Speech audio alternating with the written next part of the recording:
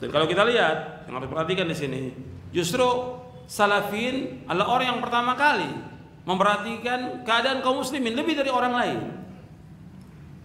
Banyak atau ada sebagian kelompok yang mengatakan salafin nggak ada perhatian kepada kaum muslimin. Justru yang perhatian kepada kaum muslimin salafin sebelum orang lain. Kalau kita memperhatikan umat Islam, yang pertama kali kita perhatikan tentang apanya dulu? Akidahnya dulu.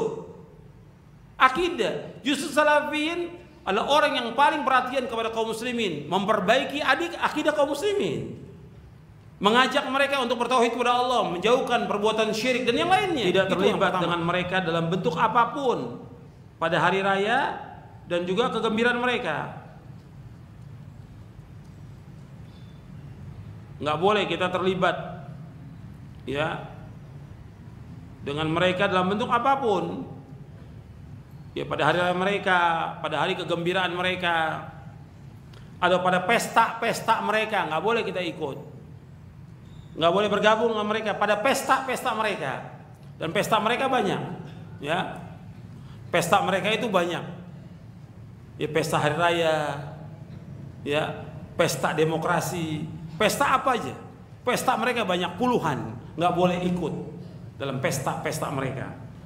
Dasarnya apa? Ayat Al-Quran. Allah berfirman dalam surah Al-Furqan ayat 72, walladzina la yashhaduna az-zura, dan orang-orang yang tidak menyaksikan az-zur, kesaksian palsu. Yang dimaksud dengan az-zur menurut Imam Mujahid, Rabi bin Anas dan yang lainnya, yang dimaksud dengan az-zur a'yadal musyrikin, yaitu hari rayanya orang-orang musyrik, nggak boleh kita ikut. Kalau kita tegaskan tentang masalah ini, bukan kita mengkafirkan penguasa, tidak. Jangan salah paham.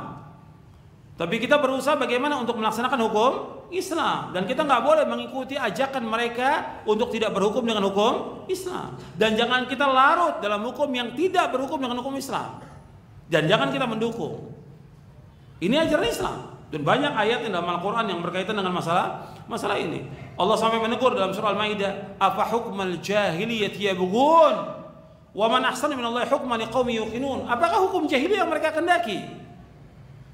Enggak ada hukum yang paling baik dari hukum Allah bagi orang-orang yang yakin. Kita enggak redho, tidak terlaksana hukum Islam, kita enggak redho. Selama-lamanya kita enggak akan redho. Cuma belum kita bisa melaksanakan. Kalau belum kita bisa laksanakan, maka kita laksanakan apa yang kita mampu laksanakan. Tapi jangan mendukung hukum yang menentang hukum Allah dan Rasulnya. Itu perhatikan itu. Jangan mendukung hukum yang menentang hukum Allah dan Rasulnya. Jangan dukung. Assalamualaikum warahmatullahi wabarakatuh. Innal hamdalillah nahmaduhu wa nasta'inuhu wa nastaghfiruh. ونعوذ بالله من شرور أنفسنا ومن سيئات أعمالنا من يهده الله فلا مضل له ومن يضلل فلا هادي له أشهد أن لا إله إلا الله وحده لا شريك له وأشهد أن محمدا عبده ورسوله يا أيها الذين آمنوا اتقوا الله حق تقاته ولا تموتن إلا وأنتم مسلمون أما بعد فإن أصدق الحديث كتاب الله وخير الهدي هدي محمد صلى الله عليه وعلى آله وسلم وشر الأمور محدثاتها وكل محدثة بدعة وكل بدعة ضلالة وكل ضلالة في النار. أيها الإخوة أعزكم الله.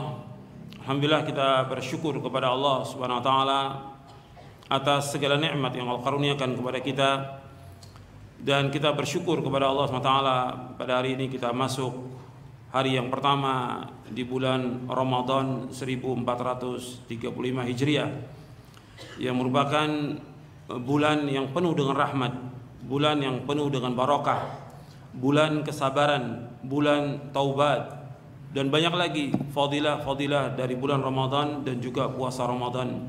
Maka kesempatan yang Allah berikan kepada kita, kita gunakan sebaik-baiknya untuk meraih pahala sebanyak-banyaknya di bulan Ramadan ini, dan juga kita berusaha mengerjakan kebajikan yang dapat menghapuskan dosa-dosa kita.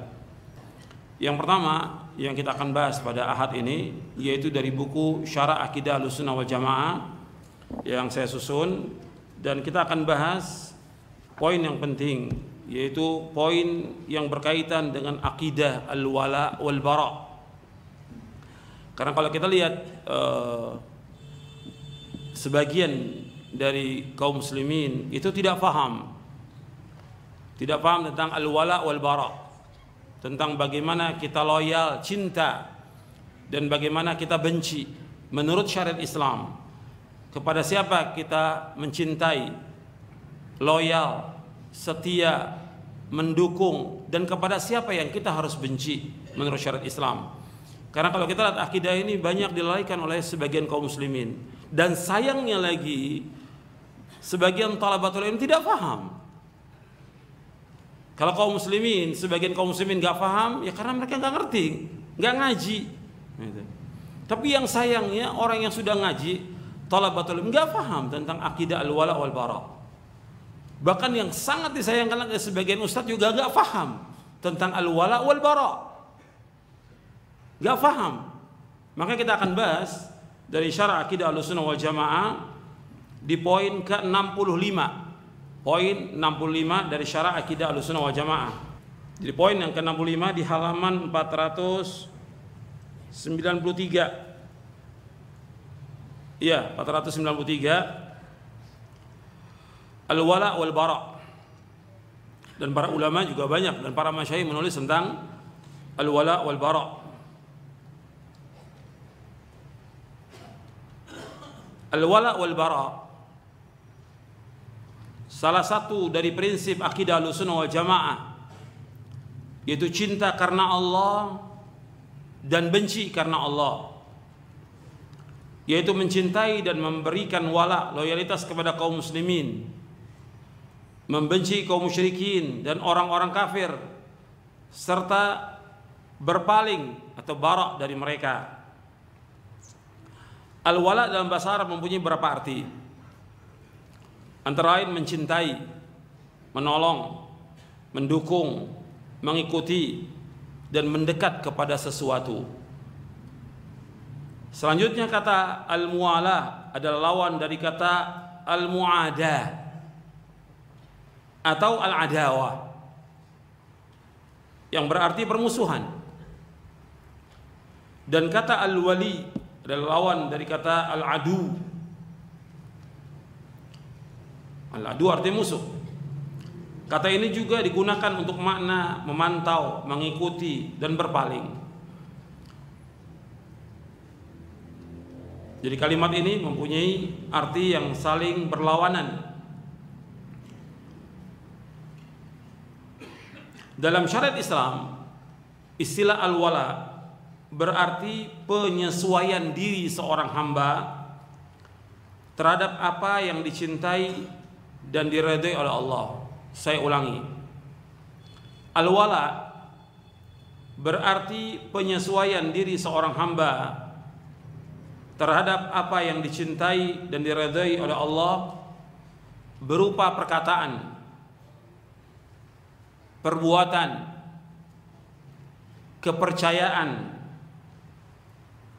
dan orang yang melakukannya. Jadi wala berarti penyesuaian diri seorang hamba terhadap apa yang dicintai dan diridhai oleh Allah berupa perkataan, perbuatan, kepercayaan, dan orang yang melakukannya. Jadi ciri utama wali Allah adalah mencintai apa yang dicintai oleh Allah dan membenci apa yang dibenci oleh Allah. Dan ia melakukannya semua itu dengan penuh komitmen. Dan dia mencintai orang-orang yang dicintai oleh Allah dan membenci orang-orang yang dibenci oleh Allah. Yang nanti akan saya jelaskan. Ya. Dan ini kita menyesuaikan diri, mengikuti apa yang dicintai oleh Allah, dan kita menjauhkan apa yang dibenci oleh Allah, merupakan konsekuensi dari ilmu yang bermanfaat, seperti yang sudah pernah kita bahas di majelis ini. sebagaimana dijelaskan oleh Al-Imam Ibn Rajab Al-Hambali dalam kitabnya Fadlu Ilmi Salaf. Beliau menjelaskan bahwa ilmu yang bermanfaat itu menunjukkan kepada dua perkara. Ilmu yang bermanfaat menunjukkan kepada dua perkara. Dan saya akan ulang lagi insyaallah pada pekan yang akan datang. Yang pertama, ilmu yang bermanfaat itu membuat seorang mukmin dan mukminah mengagungkan Allah, mentauhidkan Allah, rububiyahnya, uluhiyahnya, asma wa sifat, mengagungkan Allah SWT, mencintai Allah, mengharap hanya kepada Allah, takut hanya kepada Allah, tawakal hanya kepada Allah. Dia beriman kepada qada dan qadarnya Allah, baik dan buruk, dan sabar terhadap musibah yang menimpa dia. Ini yang manfaat yang pertama, seperti kata Ibnu Rajab. Yang kedua, manfaat yang kedua dari ilmu yang bermanfaat, konsekuensi atau manfaat dari ilmu yang sudah kita kaji manfaat itu, yaitu yang kedua, dia melaksanakan apa-apa yang dicintai oleh Allah dan menjauhkan apa yang dibenci oleh Allah. Yang kedua, hasil dari ilmu yang kita kaji, ilmu yang bermanfaat, membuahkan yang kedua, yaitu dia melaksanakan apa yang dicintai oleh Allah dan menjauhkan apa-apa yang dibenci oleh Allah. Itu penjelasan Al-Imam Ibn Rajab Al-Hambali dalam kitabnya Fadlu Ilmi Salaf. Dan saya jelaskan juga dalam buku Menuntut Ilmu Jalan Menuju Surga tentang konsekuensi dari ilmu yang bermanfaat di bab yang pertama. Dan nanti bisa lihat nanti penjelasan Al-Imam Ibn Rajab. Saya lanjutkan. Ini berkaitan dengan masalah wala. Kemudian bara dalam bahasa Arab mempunyai banyak arti. Di antaranya menjauhi, membersihkan diri, melepaskan diri, dan juga memusuhi. Ini makna bara. Jadi kata bari'a yabra'u berarti membebaskan diri dan membebaskan diri dari melaksanakan kewajiban terhadap orang lain. Sebagaimana Allah berfirman di awal surah At-Taubah, bara'atu minallahi wa rasulih. Pernyataan pemutusan hubungan dari Allah dan Rasulnya kepada orang-orang kafir. Bara berarti penyesuaian diri menurut syariat Islam yang dikatakan bara. Penyesuaian diri seorang hamba terhadap apa yang dibenci dan dimurkai oleh Allah, berupa perkataan, perbuatan, keyakinan, dan kepercayaan. Jadi ciri utama al-bara adalah membenci apa yang dibenci oleh Allah secara terus-menerus dengan penuh komitmen. Jadi bara itu membenci apa yang dibenci oleh Allah secara terus-menerus dan penuh dengan komitmen.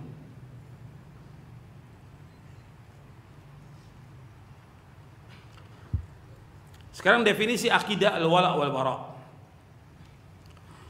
Dari penjelasan al-wala wal bara dapat didefinisikan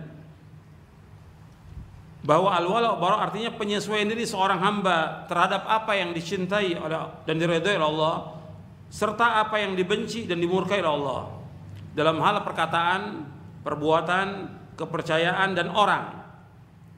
Dari sini kemudian kaitan-kaitan al-wala bara dibagi menjadi 4. Kaitan al-wala wal bara dibagi menjadi 4. Yang pertama perkataan, yang kedua perbuatan, yang ketiga kepercayaan, yang keempat orang.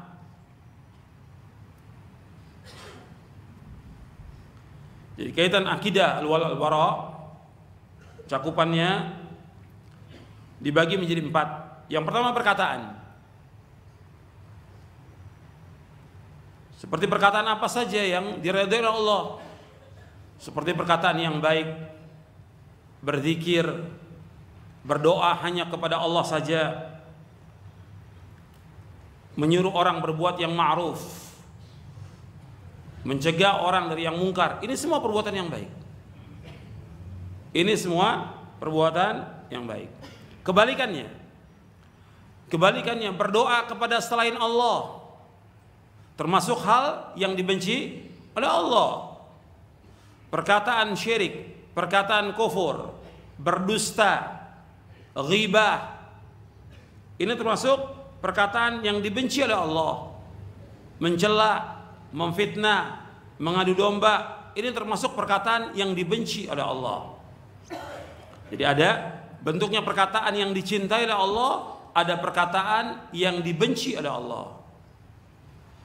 Perkataan yang mulia, perkataan yang baik kepada orang tua dicintai oleh Allah. Tapi ketika orang mengatakan kepada orang tuanya, termasuk yang dibenci oleh Allah. Atau dia melaknat, atau dia memudahi orang tuanya, ini termasuk, apalagi sampai dia menengking, menghardik dan yang lainnya. Jadi ada perkataan yang dicintai oleh Allah, ada perkataan yang dibenci oleh Allah SWT. Kemudian perbuatan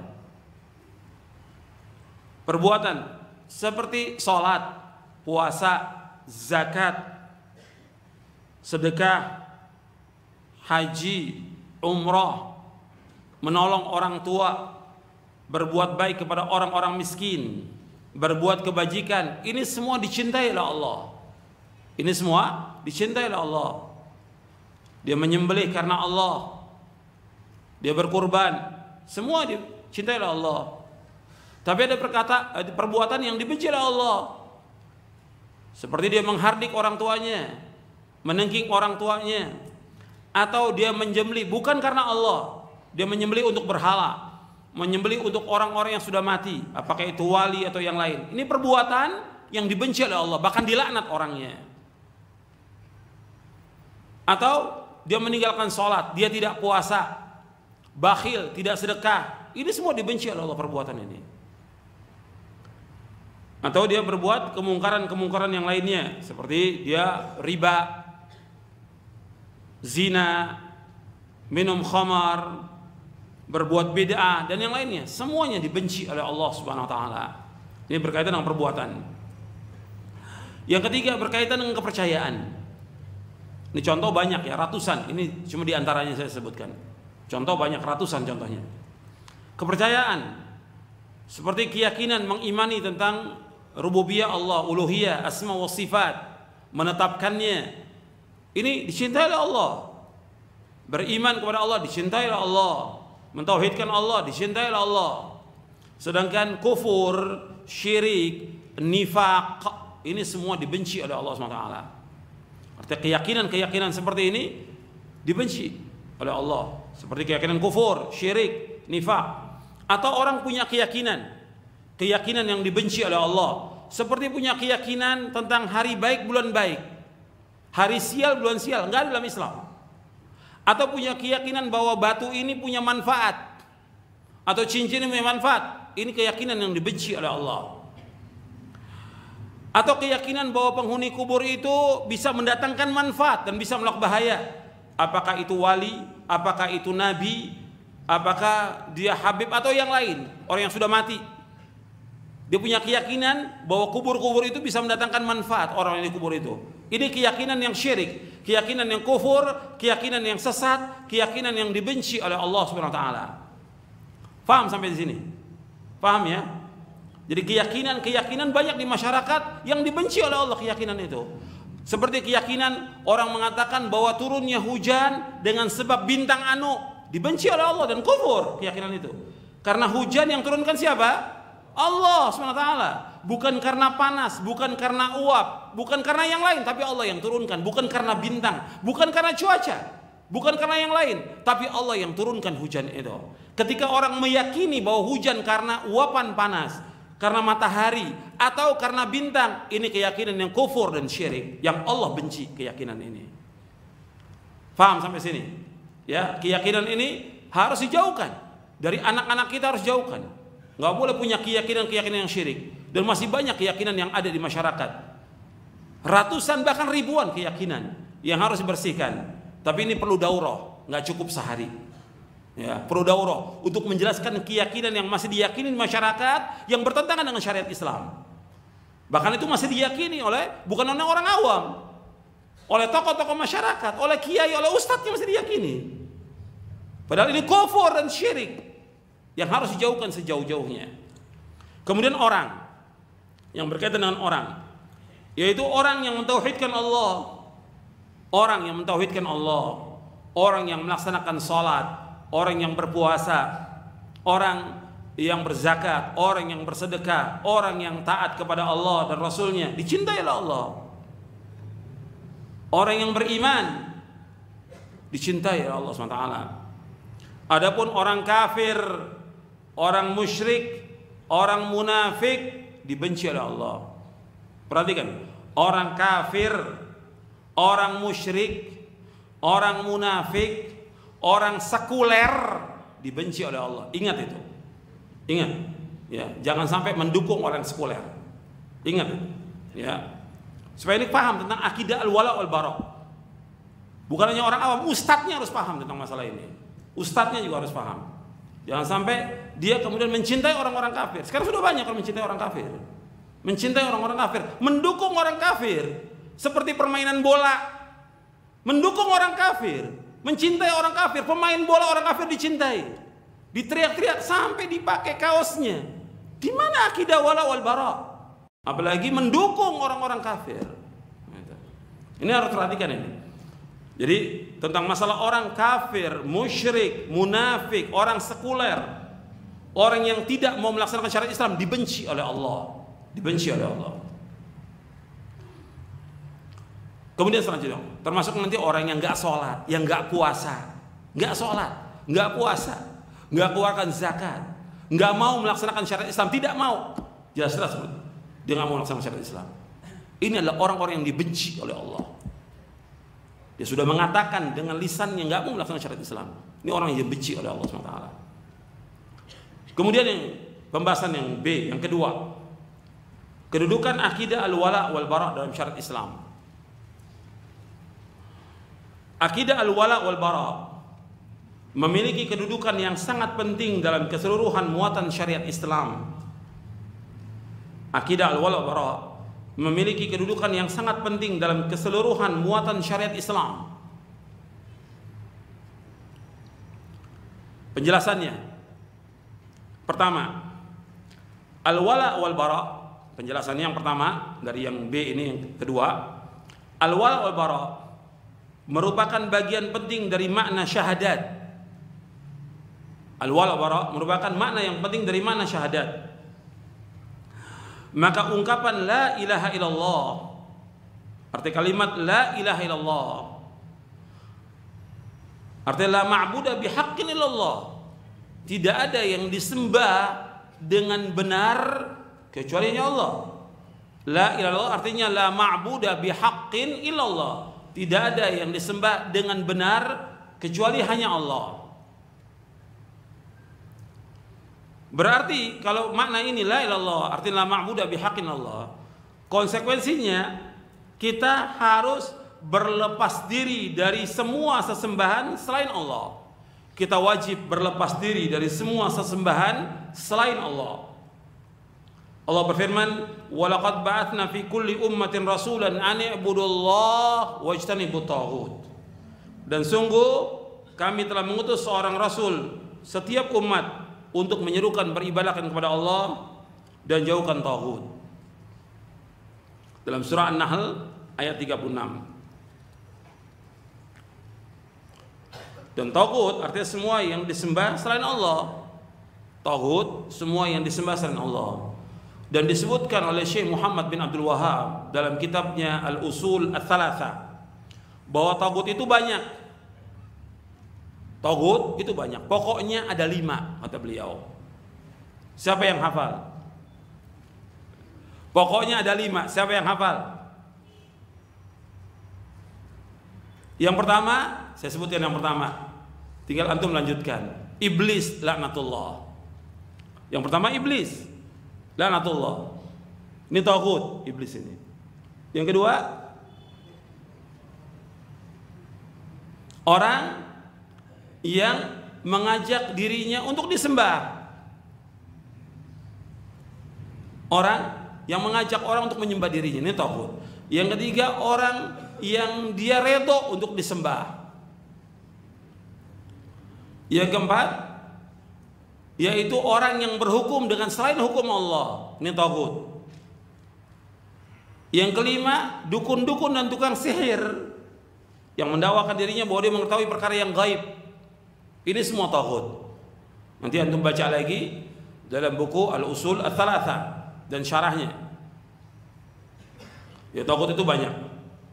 Dengan kita diperintahkan oleh Allah untuk menjauhkan taghut. Beribadah kepada Allah, ani'budullah wajtanibu taghut. Beribadah kepada Allah dan jauhkan taghut. Sekarang kita masuk yang kedua, yang berkaitan dengan akidah al-wala wal bara. Al-wala wal bara merupakan bagian dari ikatan iman yang paling kuat. Al-wala wal bara merupakan bagian dari ikatan iman yang paling kuat. Rasulullah bersabda, "Awthaqu ural imani al-muwala fillahi wal mu'ada fillahi wal hubbu fillahi wal bughdu fillahi." Rasulullah SAW bersabda, ikatan iman yang paling kuat adalah loyalitas, kesetiaan yang kuat karena Allah, dan permusuhan karena Allah, mencintai karena Allah, dan membenci karena Allah. Hadis ini diriwayatkan oleh Imam At-Tabrani dalam kitabnya Mu'jamul Kabir dari sahabat Ibnu Abbas, dan hadis ini dihasankan oleh Syekh Al-Albani dalam silsilah hadis As-Sahihah di juz yang kedua dan di juz yang keempat. Jadi akidah al-wala wal bara merupakan bagian iman yang paling kuat. Nabi menyebutkan awthaqu ural iman, ikatan iman yang paling kuat yaitu cinta, arti loyal karena Allah, memusuhi karena Allah, mencintai karena Allah, dan membenci karena Allah. Tinggal dilihat kita ini loyalnya karena Allah atau bukan, membencinya karena Allah atau bukan, cinta karena Allah atau benci karena Allah atau bukan. Ini lihat, ini mempengaruhi iman kita. Kemudian yang ketiga, al-wala wal bara merupakan faktor utama yang menyebabkan hati dapat merasakan manisnya iman. Jadi al-wala wal bara merupakan faktor utama yang menyebabkan hati dapat merasakan manisnya iman. Rasulullah SAW ketika menyebutkan 3 hal apabila terdapat pada seorang, maka ia akan merasakan manisnya iman.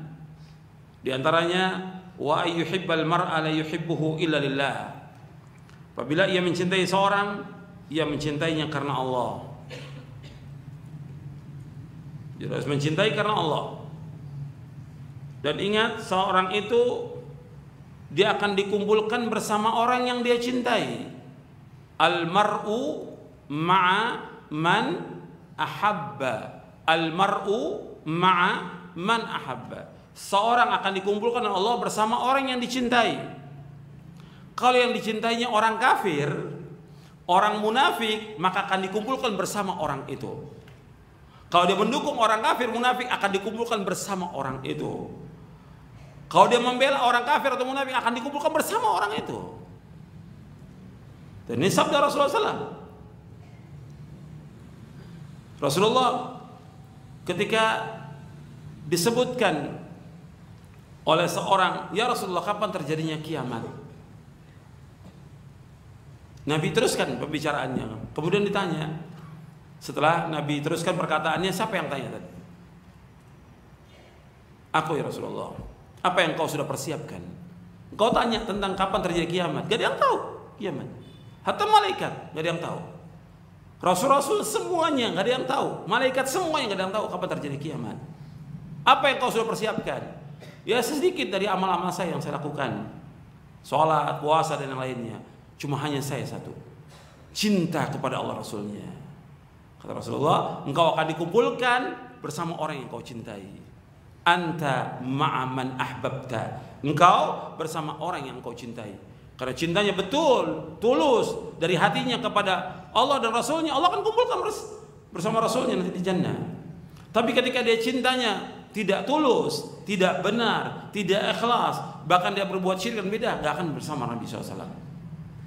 Begitu juga ketika dia cinta kepada orang-orang kafir, orang-orang munafik, musuh-musuh Allah, dia cintai, maka Allah akan kumpulkan bersama orang itu. Makanya harus perhatikan ini bukan masalah kecil, masalah besar ini. Masalah besar. Jadi jangan kita mendukung atau mencintai seseorang yang jelas-jelas mereka melanggar syariat Allah dan Rasulnya. Ini masalah akidah al-wala wal bara di sini. Masalah kecintaan karena Allah dan benci karena Allah. Di mana iman kita? Kalau kita beriman kepada Rasulnya, mesti kita benci orang-orang yang jelas-jelas menentang Allah dan Rasulnya. Harus dibenci. Dan kita mencintai orang-orang yang mencintai Allah dan Rasulnya. Keempat, pahala yang sangat besar bagi orang yang mencintai karena Allah. Rasulullah bersabda, "Sab'atun yudhilluhumullah fi dhillihi yawma la dhilla illa dhilluh. Wa rajulani tahabba fillah, ijtama'a alaihi wa tafarraqa alaihi." Ada 7 golongan yang Allah lindungi pada hari kiamat, pada perlindungannya yang tidak ada perlindungan kecuali perlindungan Allah Subhanahu wa taala. Di antaranya dari 7 itu Nabi menyebutkan sallallahu alaihi wasallam, yaitu 2 orang yang saling mencintai karena Allah. Dia berkumpul karena Allah dan dia berpisah pun karena Allah. Hadis ini sahih dari Bukhari, Muslim dan yang lainnya dari sahabat Abu Hurairah. Ini tentang berkaitan pentingnya akidah al-wala wal bara dalam syariat Islam. Sekarang yang C, hukum akidah al-wala wal bara.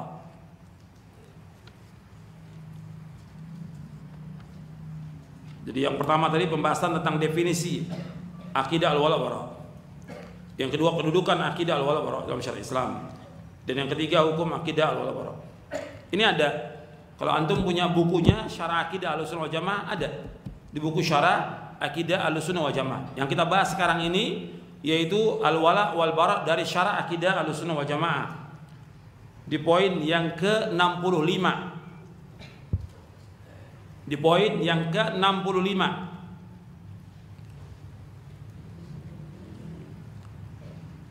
Hukum al-wala wal bara dalam syariat Islam adalah wajib. Hukum al-wala wal bara dalam syariat Islam adalah wajib. Bahkan merupakan salah satu konsekuensi dari syahadat la ilaha illallah. Bahkan merupakan salah satu konsekuensi dari syahadat la ilaha illallah.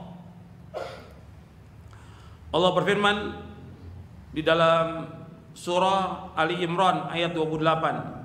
Kalau yang bawa mushaf dilihat, kalau yang bawa bukunya dibuka bukunya. Yang bawa mushaf dilihat, yang bawa buku syarah akidahnya dilihat di halaman 497.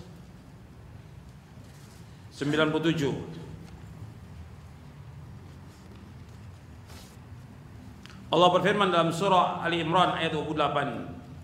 La yattakhidul mu'minuna al-kafirina awliya'a min dunil mu'minin wa man yaf'al dzalika falaysa minallahi fi syai'in illa an tattaqu minhum tuqaa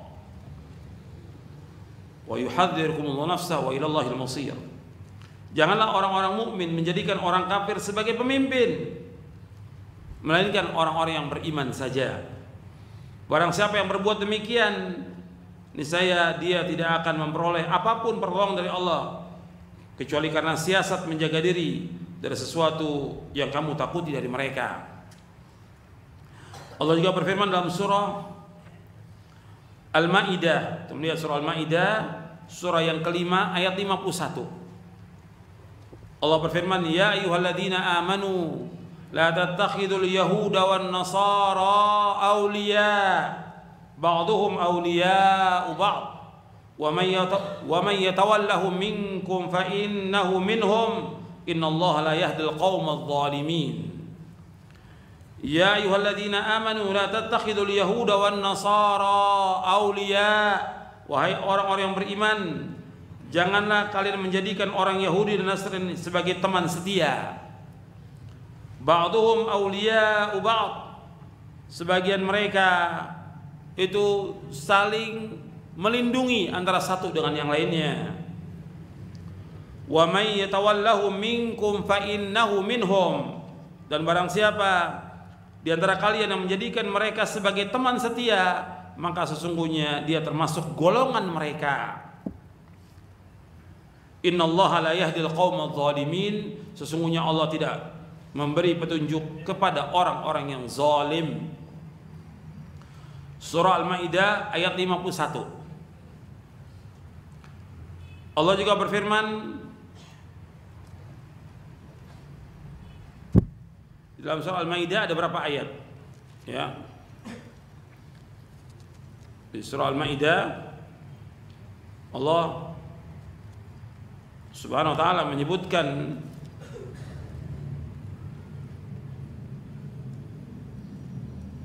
di ayat 57.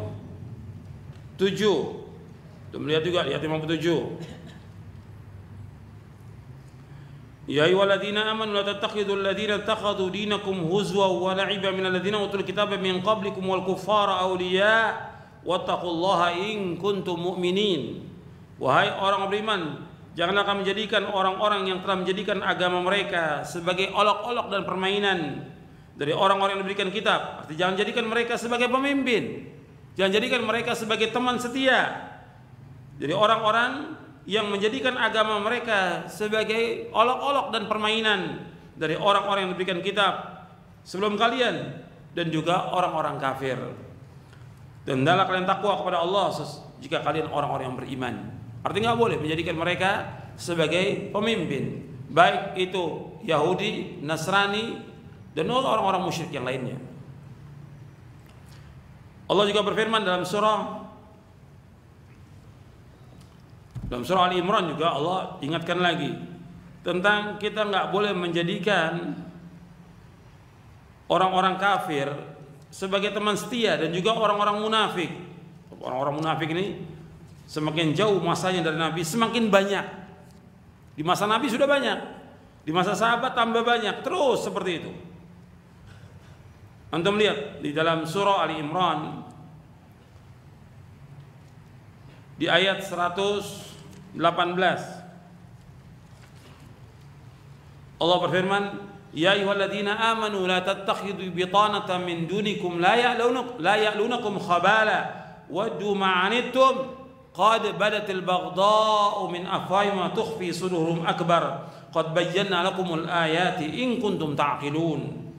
Wahai orang-orang beriman, janganlah kamu menjadikan sebagai teman setia orang selain dari kalian yang mereka tidak pernah henti-hentinya itu merusak kalian dan mereka ingin menyusahkan kalian, dan sudah tampak dari mereka itu kebencian dari mulut-mulut mereka, dan apa yang disimpan dalam dada mereka lebih besar lagi. Dan sungguh kami jelaskan kepada kalian ayat-ayat jika kalian termasuk orang-orang yang berfikir.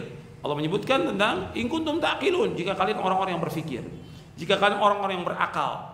Kalau kita berakal, jangan jadikan teman setia kita orang kafir selama-lamanya. Dan jadikan teman setia kita orang-orang munafik selama-lamanya, nggak boleh. Atau orang menjadikan agamanya sebagai permainan. Banyak kalau orang-orang kita lihat yang menjadikan agama mereka sebagai permainan. Mereka nggak laksanakan ibadah dengan sebenarnya, untuk permainan aja. Supaya dilihat orang banyak, ini permainan. Dan terbanyak yang seperti ini kepada orang-orang yang terjun dalam kubangan politik. Agama dipakai main-main oleh mereka. Dipakai main-main agama oleh mereka. Bukan untuk karena Allah, tapi bagaimana dukungan dari manusia. Antum lihat lagi ayatnya dalam surah Al-Mujadilah ayat 22.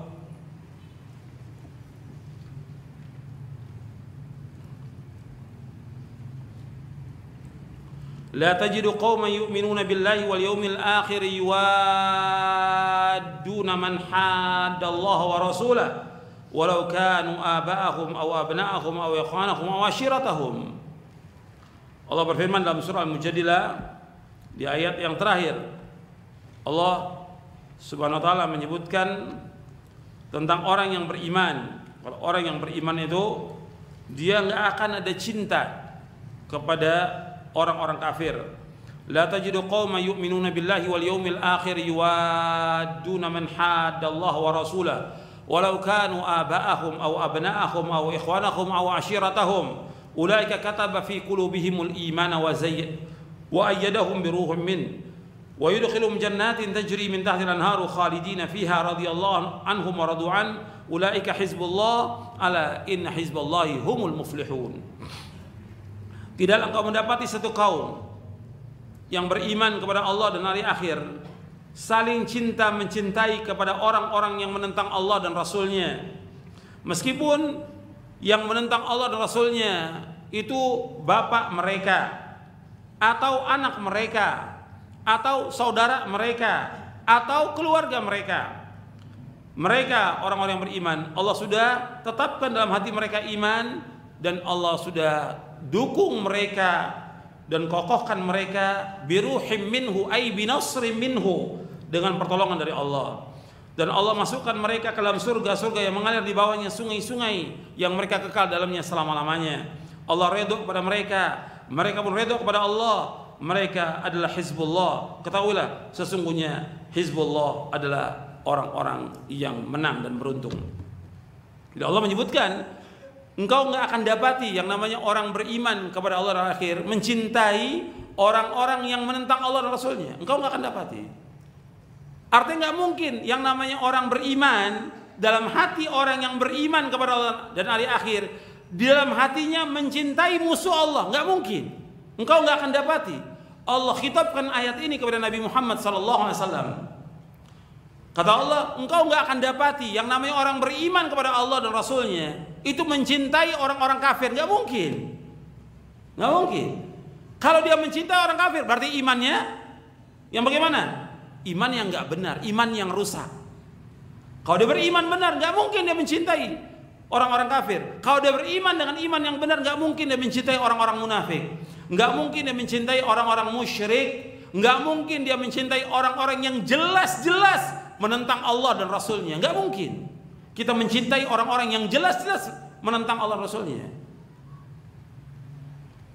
melecehkan Allah Rasulnya, menyampingkan hukum Allah dan Rasulnya, membuang hukum Allah dan Rasulnya, tidak mau melaksanakan syariat Islam. Nggak akan ada cinta kepada orang yang beriman kepada Allah Rasul. Tidak mungkin dia mencintai orang-orang yang jelas mencampakkan hukum Allah di muka bumi ini. Nggak akan dia mencintai kalau dia orang beriman. Kalau dia masih mencintai, dia masih mendukung iman yang nggak benar. Paham ini? Ini masalah akidah, bukan masalah main-main, masalah akidah ini. Ketika orang mendukung orang kafir, orang musyrik, orang munafik, orang-orang yang benci kepada Allah dan Rasulnya, dia mendukung, maka iman yang nggak benar dia. Jadi Allah tegaskan dalam ayat ini kepada Nabi Muhammad SAW, engkau nggak akan dapati yang orang-orang cinta kepada Allah Rasulnya mencintai orang-orang yang memusuhi Allah Rasulnya, meskipun yang memusuhi bapak mereka. Kalau bapaknya memusuhi Allah Rasulnya, perang dengan bapaknya. Kalau anaknya musuhi, perang dengan anaknya. Dan itu terjadi dalam perang Badar. Terjadi dalam perang Badar. Dibunuh anak membunuh bapaknya. Kenapa? Bapaknya mendukung orang-orang kafir. Orang tua membunuh anaknya karena anaknya mendukung orang-orang kafir. Terjadi dalam perang Badar. Terjadi. Nggak akan dapati. Meskipun yang membenci itu adalah saudara mereka atau keluarga mereka, nggak mungkin dia akan mencintai orang-orang yang menentang Allah dan Rasulnya. Kalau betul-betul dia beriman kepada Allah dan Rasulnya, maka iman ini harus dipupuk dengan benar. Ketika dia mencintai orang-orang yang nggak benar, mencintai orang-orang munafik, orang kafir, iman yang nggak benar, harus diperbaiki imannya. Diperbaiki imannya. Makanya para sahabat radhiyallahu ajma'in, luar biasa mereka. Ketika masuk iman dalam hati mereka, mereka membenci orang-orang musyrik, membenci orang-orang munafik, membenci orang-orang kafir. Kebencian ini tidak menafikan mereka untuk mendakwakan mereka dalam Islam. Perhatikan itu. Kebencian mereka kepada orang-orang musyrik, kafir, munafik tidak menafikan mereka mendakwakan orang-orang itu dalam Islam. Benci tetap harus ada kepada mereka. Sebagaimana kebencian ulama salaf kepada ahlul bid'ah. Mereka benci kepada tokoh-tokoh ahlul bid'ah. Benci. Dan gak bisa duduk dengan mereka selama-lamanya. Itu terdapat dalam kitab-kitab mereka. Dan ada juga saya masukkan dalam buku ini. Selanjutnya kita masuk kepada yang D, hak-hak al-wala. Nanti setelah itu hak-hak al-bara. Apa hak wala yang harus kita penuhi? Ahlussunnah memandang bahwa dalam al-wala, kecintaan, loyalitas, terdapat hak-hak yang harus dipenuhi. Antara lain, yang pertama hijrah. Hijrah dari negeri kafir ke negeri Islam. Makanya begitu Nabi hijrah ke Madinah dan para sahabat, sebagai sahabat hijrah ke Madinah, maka diwajibkan oleh Allah untuk hijrah. Diwajibkan oleh Allah untuk hijrah. Wajib. Kalau mereka tidak hijrah, maka mereka dimasukkan oleh Allah ke dalam neraka jahanam. Allah sebutkan dalam surah An-Nisa ayat 97 sampai ayat 99. Surah An-Nisa ayat 97 sampai ayat 99.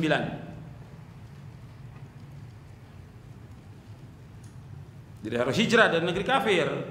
Nggak boleh orang tinggal negeri kafir selama-lamanya, nggak boleh. Nggak boleh.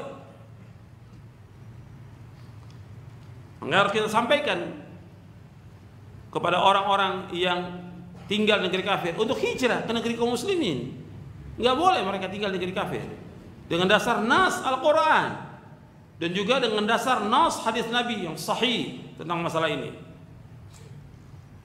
Jadi harus hijrah.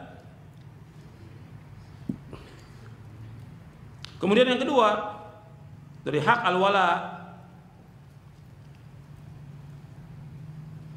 yaitu membantu dan menolong kaum muslimin.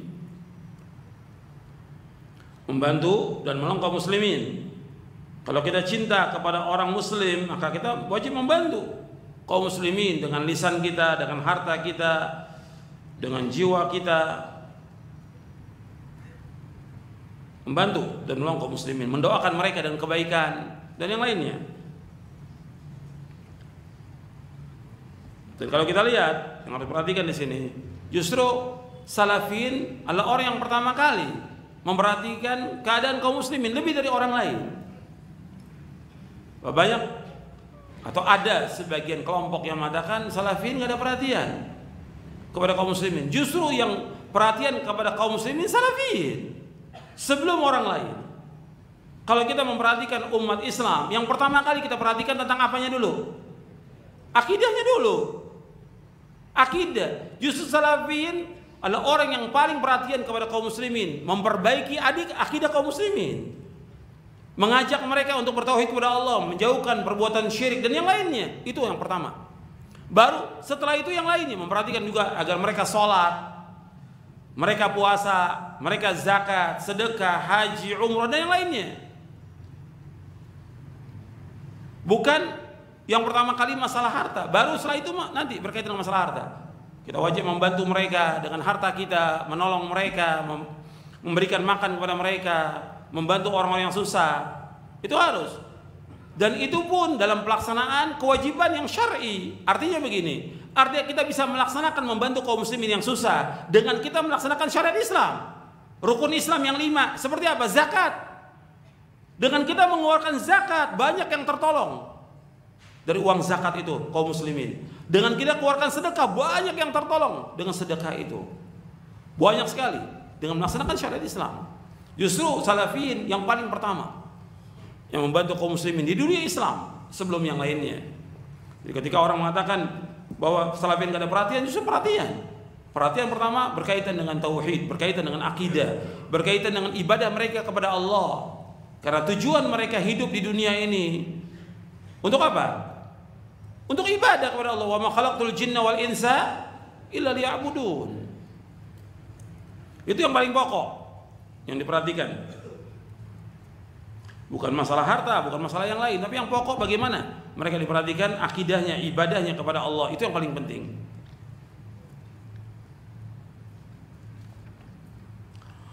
Kemudian yang ketiga, mencintai kaum muslimin.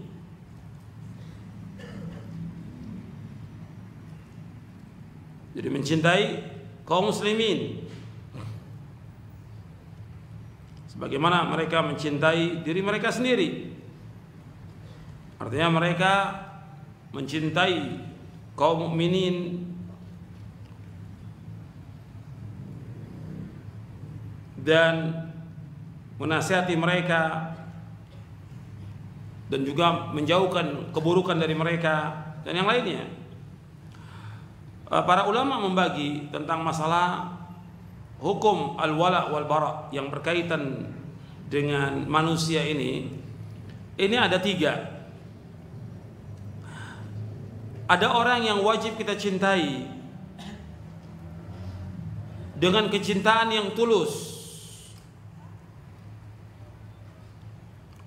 seperti para rasul,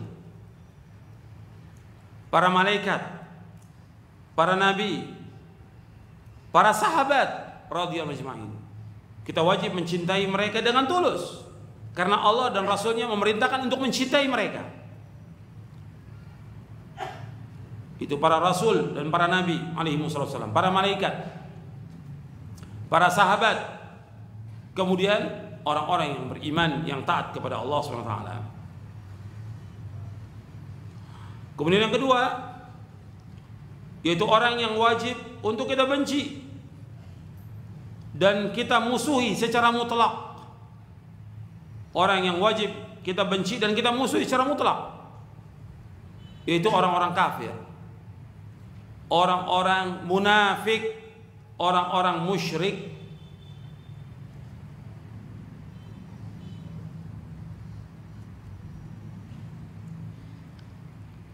Yang ketiga, yaitu orang yang dicintai dari satu segi, dibenci dari segi yang lain. Orang yang dicintai dari satu segi dan dibenci dari segi yang lain. Dia orang beriman, dia muslim, tapi dia berbuat maksiat. Kita mencintai karena keislamannya, kita benci karena apa? Karena maksiatnya. Seperti dia orang muslim melakukan perbuatan bid'ah, kita mencintai karena keislamannya, kita benci karena perbuatan bid'ahnya dia. Jadi ada orang yang dicintai secara tulus, ada yang dibenci secara mutlak, dan ada juga yang dicintai dari satu segi dan dibenci juga dari satu segi. Ini ajaran Islam. Islam mengajarkan demikian. Tidak seperti Khawarij, tidak seperti Mu'tazilah. Kalau Khawarij, Mu'tazilah, orang muslim yang berbuat dosa dan maksiat, menurut mereka kafir, kekal neraka selama-lamanya. Menurut Mu'tazilah, mereka tidak mukmin, tidak kafir. Ini semuanya sesat. Yang benar adalah Ahlus Sunnah, bahwa orang yang berbuat dosa, berbuat maksiat, mereka tetap dikatakan sebagai orang muslim. Dia muslim dengan imannya, dia berdosa besar dengan perbuatan dosa dan maksiatnya. Kemudian yang keempat, menjaga kehormatan kaum muslimin. Artinya ini hak wala. Artinya tidak boleh kita mencari-cari kesalahan orang, mengejek, melecehkan, mencari aib. Tidak boleh menggibah, tidak boleh mengadakan namimah. Namimah artinya mengadu domba. Tidak boleh. Jadi kita harus melaksanakan hak kaum muslimin, menjaga kehormatan kaum muslimin. Pertama kali kalau kita bilang kehormatan kaum muslimin, pertama kali itu istri-istri Nabi harus kita jaga, nggak boleh sampai dicela oleh orang. Mereka adalah ummatul muminin, istrinya beliau di sorga, beliau di dunia dan juga di sorga, nggak boleh ada yang mencela. Kalau yang mencela atau mencaci maki istri Nabi atau sahabat Nabi, kafir. Sebagai penjelasan Imam Malik ketika menjelaskan ayat dalam surah Al-Fatah di ayat yang terakhir, Muhammadur Rasulullah sampai akhir ayat. Dia menyebutkan bahwa orang-orang yang mencaci maki para sahabat, mengkafirkan sahabat, dia kafir dengan dasar ayat ini. Makanya kita wajib menghormati kaum muslimin. Yang pertama kali ummatul mukminin, yang kedua para sahabat, yang ketiga para mujtahidin, para tabi'in, tabi'ut tabi'in, dan imam-imam. Kita harus menjaga kehormatan mereka. Kemudian juga para ulama Ahlus Sunnah, kita harus menjaga kehormatan mereka.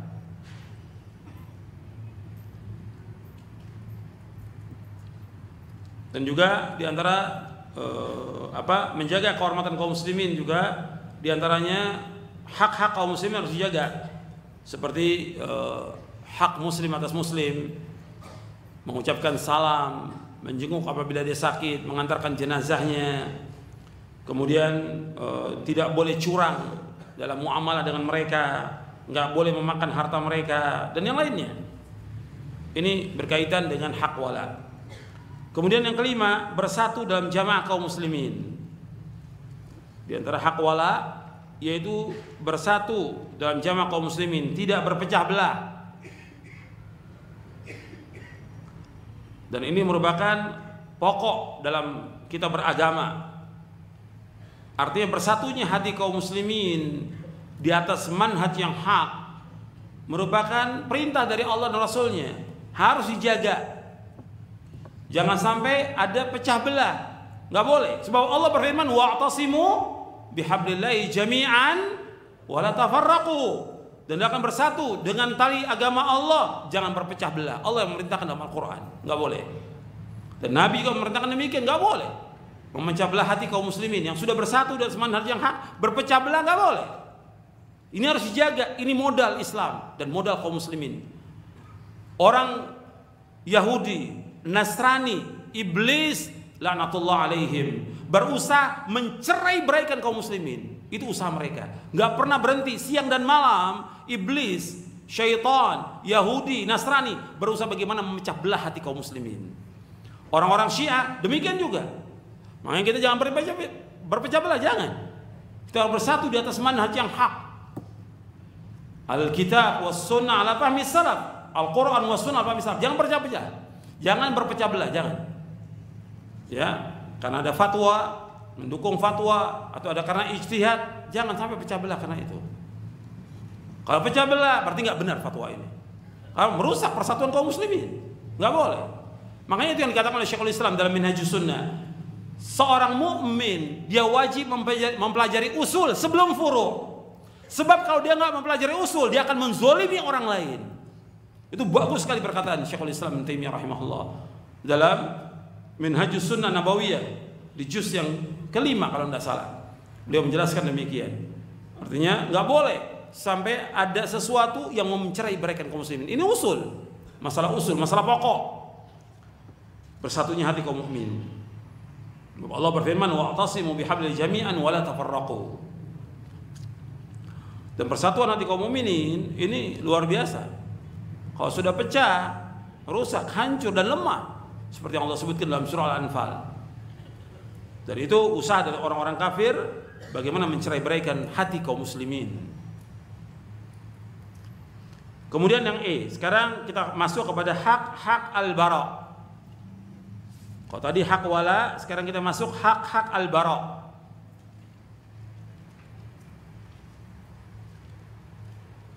Ahlussunnah memandang bahwa al-bara terhadap hak-hak yang harus dipenuhi antara lain, yang pertama, membenci syirik dan kufur serta pengikut-pengikutnya dan senantiasa berlepas diri dari mereka. Saya ulangi, yang pertama membenci syirik dan kufur serta pengikut-pengikutnya dan senantiasa berlepas diri dari mereka. Allah berfirman dalam surah Az-Zukhruf ayat 26 ayat 27. Surah Az-Zukhruf, Allah berfirman, wa idh qala Ibrahimu li abihi wa qaumihi innani bara'um mimma ta'budun ila alladhi fatarani fa innahu sayahdin wa ja'alaha kalimatan baqiyatan fi 'aqibi la'allahum yarji'un. Jadi ayat 26 sampai 28 dalam surah Az-Zukhruf. Dan ingat tatkala Ibrahim berkata kepada ayahnya dan kaumnya, sesungguhnya aku berlepas diri dari apa yang kalian sembah, kecuali zat yang telah menciptakan aku, karena sungguhnya Allah itu akan menunjuki aku. Dan Allah jadikan kalimat ini sebagai kalimat yang kekal pada anak cucunya, dan agar mereka kembali kepada kalimat ini, itu kepada kalimat la ilaha illallah. Yang dimaksud dengan kalimat ini menurut tafsir Ibnu Katsir yaitu kalimat la ilaha illallah. Kalimat la ilaha illallah. Ibrahim alaihi salatu wassalam berkata kepada bapaknya dan kaumnya, sesungguhnya aku berlepas diri dari apa yang kalian sembah. Kita wajib barok kepada semua orang yang menyembah kepada selain Allah. Dinyatakan oleh Ibrahim dengan tegas. Kepada mereka yang menyembah bintang, menyembah matahari, menyembah bulan, menyembah kubur, menyembah selain Allah, menyembah patung, karena bapaknya pembuat patung Azhar ini. Ibrahim menyatakan dengan tegas, saya berlepas diri dengan apa yang kalian sembah selain Allah. Kecuali hanya Allah, saya tidak berlepas diri. Saya mencintai hanya kepada Allah yang telah menciptakan aku, dan Allah pasti akan menunjuki aku. Dan Allah jadikan kalimat ini, itu kalimat la ilallah, sebagai kalimat yang kekal pada anak cucunya, dan agar mereka kembali kepada kalimat ini. Jadi ini tegas ini. Di sini pernyataan Nabi Ibrahim alaihissalam tegas, yaitu kita harus membenci kesyirikan, membenci kekufuran, membenci orang-orang yang jelas-jelas melakukan perbuatan syirik dan kufur. Sujud kepada selain Allah, sujud kepada kubur-kubur, kita harus berlepas diri dari mereka. Apakah dia sujud kepada kubur bapaknya, nenek moyangnya, kepada pahlawan? Syirkun akbar, dia sujud kepada mereka. Tuan-tuan perhatikan, ya, ada orang-orang yang jelas-jelas sujud kepada para pahlawan, kepada orang-orang yang berjasa pada negara ini. Kufur, sujud kepada selain Allah. Sebab Allah berfirman dalam surah Jin, wa annal masajida lillahi fala tad'u ma'allahi ahada. Dan masjid itu milik Allah semuanya, jangan kalian berdoa kepada selain Allah padanya. Yang dimaksud masjid milik Allah yang pertama dua artinya. Yang pertama anggota sujud, a'dha'u sujud itu milik Allah. Enggak boleh anggota sujud ruku dan sujud kepada selain Allah, tidak boleh. Anggota ruku dan sujud hanya untuk Allah saja, tidak boleh kepada yang lain. Maka sungkem pun enggak boleh, tidak boleh. Sujud sungkem enggak boleh. Dia sujud hanya milik Allah, kepada Allah. Kemudian ruku enggak boleh kepada Allah. Makna yang kedua, bahwa masjid ini milik Allah. Untuk beribadah kepada Allah enggak boleh ada kesyirikan dalam masjid selama-lamanya. Di mana saja masjid itu ada, enggak boleh ada kesyirikan. Wa annal masajida lillahi fala tad'u ma'allahi ahada. Dalam surah Al-Jin. Antum lihat dalam surah Al-Jin ayat itu. Jadi orang-orang yang jelas-jelas syirik kepada Allah, mereka sujud kepada selain Allah, syirik. Jadi kemudian orang menganggap dia sebagai orang yang berjasa atau pahlawan. Jelas sujud kepada selain Allah. Kita harus membenci kesyirikan, kekufuran dan orang-orang yang berbuat syirik, dan berlepas diri kepada mereka selama-lamanya. Yang kedua, tidak menjadikan orang-orang kafir sebagai pemimpin dan tidak mencintai mereka serta barak dari mereka. Artinya tidak menjadikan orang kafir sebagai pemimpin, tidak menjadikan orang kafir sebagai teman yang setia, tidak mencintai mereka dan kita barak kepada mereka. Tadi Allah menyebutkan yang sudah saya bacakan dalam surah Al-Maidah ayat 51, surah Al-Maidah ayat 57, surah Al-Mujadalah ayat 22, kemudian surah Al-Mumtahanah. Ini belum kita baca surah Al-Mumtahanah. Antum lihat surah Al-Mumtahanah, surah yang ke-60.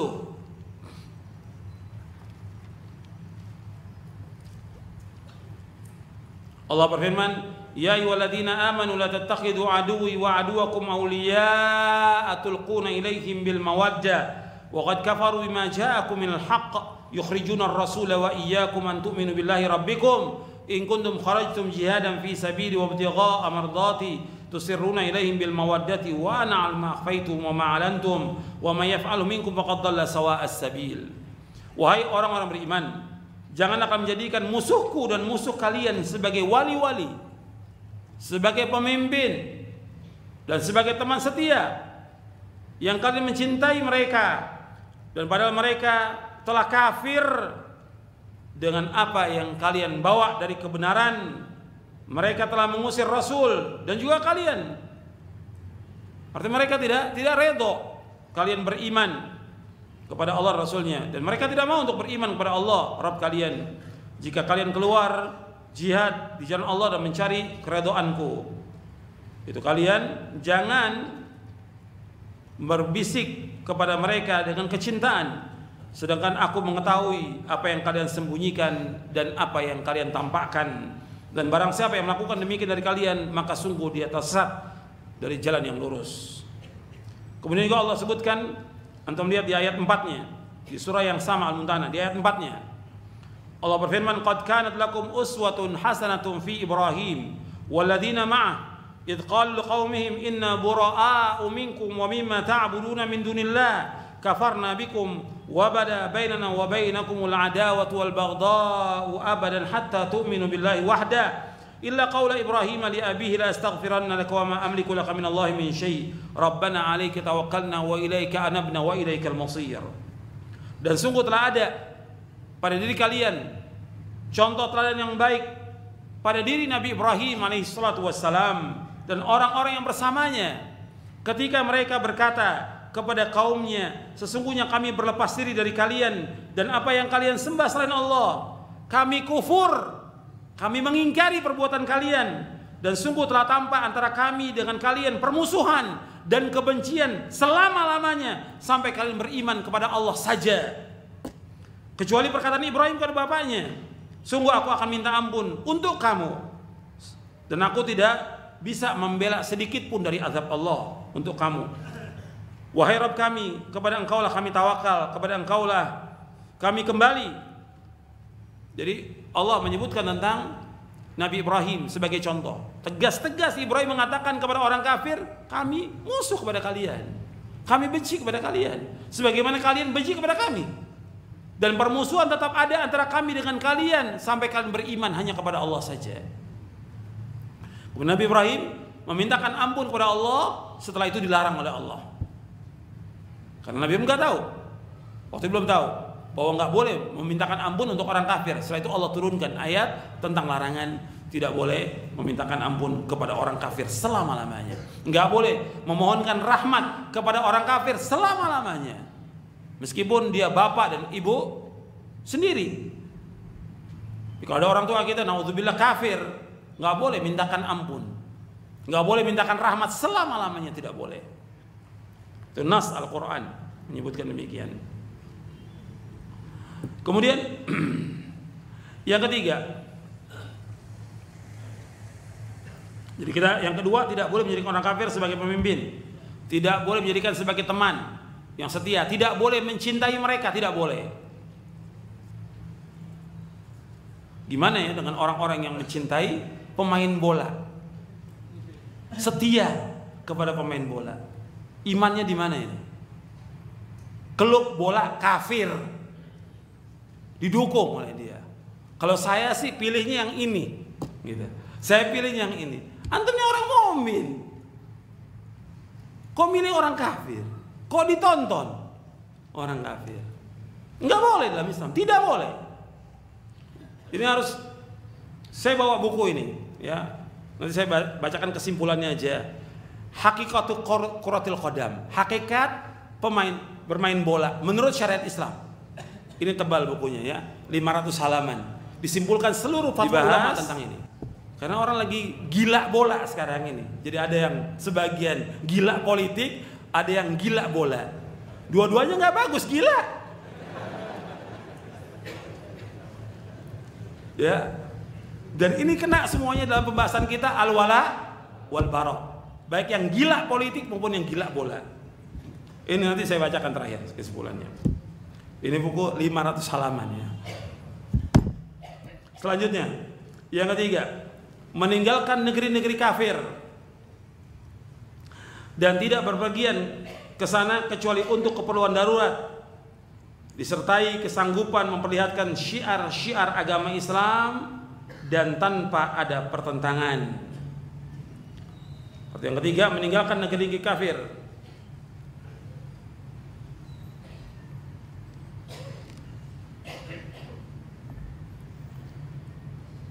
jadi kalau dia orang yang beriman, maka konsekuensi baroknya dia kepada orang kafir, dia harus meninggalkan negeri kafir. Nggak boleh dia tinggal negeri kafir, nggak boleh. Sebab Allah memerintahkan untuk apa? Untuk hijrah dari negeri kafir ke negeri Islam. Dasarnya tadi surah An-Nisa ayat 97 sampai ayat 99. Tadi waktu kita bahas tentang hak al-wala. Dan Nabi ketika menaklukkan negeri-negeri kafir, Nabi suruh mereka hijrah. Nabi suruh yang Islamnya itu untuk hijrah ke negeri Islam. Nabi suruh mereka hijrah. Bab Nabi bersabda sallallahu alaihi wasallam, "Ana bari'un min kulli muslimin yuqimu baina adhuril musyrikin." Saya berlepas diri dari setiap muslim yang tinggal di tengah orang-orang musyrikin. Saya, kata Nabi sallallahu alaihi wasallam, berlepas diri dari orang muslim yang tinggal di tengah-tengah orang-orang musyrik. Ini diriwayatkan oleh Imam Abu Dawud dan Tirmidzi dari sahabat Jarir bin Abdullah. Hadis ini sahih. Disahihkan oleh Syekh Al-Albani dalam kitabnya Irwaul Ghalil fi takhrij ahadits Manaris Sabil di juz yang kelima. Jadi Nabi SAW berlepas diri dari orang yang tinggal di tengah-tengah orang-orang kafir. Makanya nggak dibenarkan bepergian ke negeri kafir, nggak boleh kecuali buat dakwah. Dakwah boleh, mengajak. Setelah itu tinggal lagi. Tapi tinggal di sana nggak dibenarkan. Dan nggak bisa melaksanakan syiar agama Islam di negeri kafir. Azan nggak boleh keluar. Dan cari tempat sholat juga susah di negeri kafir. Kita mau salam sama siapa? Ya, kita mau senyum orang kafir. Sedangkan yang dapat sedekah senyum kepada siapa? Orang Muslim yang dapat sedekah. Kemudian juga kalau ada orang Islam sakit kata jenguk dapat pahala, orang kafir nggak dapat apa-apa. Dan yang lainnya lagi, kalau meninggal lebih susah lagi dia. Kalau meninggal, siapa yang mau ngurus jenazahnya? Kalau meninggal negeri kafir. Dan siapa yang mau doakan dia? Maka disuruh hijrah. Di sini juga ada maisha negeri Islam, ada. Kalau di sana ada maisha, di sini juga ada maisha. Kalau mereka katakan nggak ada tempat lain kecuali situ, dari mana? Bumi Allah luas. Justru kalau di sana gajinya besar, di sini kecil, insya Allah yang kecil ini barokah. Karena bersama kaum mukminin di sana tidak barokah. Dan masih banyak lagi mafsadahnya, tinggal negeri kafir banyak lagi mafsadahnya. Termasuk nanti dibahas oleh para ulama safar ke negeri kafir. Orang banyak jalan-jalan ke negeri kafir, nggak ada manfaatnya. Buang-buang duit ke negeri kafir. Kalau mau dia ajak anaknya, ajak keluarganya, yang terbaik apa? Umrah, haji, manfaat ke negeri Islam, bukan ke negeri kafir. Buang-buang di negeri kafir, gak ada manfaatnya sama sekali. Liburan, ajak anak untuk umrah. Liburan, ajak anak untuk haji. Itu manfaat. Bukan diajak jalan-jalan ke negeri kafir. Ini juga dibahas oleh Syekh Utsaimin rahimahullah dalam Syarah Usul Ats-Tsalatsa ketika membahas tentang masalah hijrah. Dibahas oleh beliau. Yang keempat, lanjutan daripada yang ketiga, yang keempat ini. Yang keempat, tidak boleh tinggal negeri kafir. Tidak tinggal bersama orang kafir.